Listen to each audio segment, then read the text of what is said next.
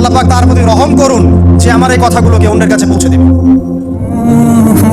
এরপর নবীজি বলছেন, জেনে রাখো নিশ্চয়ই তোমাদের পরস্পরের, মুসলিমদের পরস্পরের সম্পদ, পরস্পরের রক্ত, পরস্পরের এই যে জান মাল ইজ্জত, এগুলো একে অপরের জন্য হারাম।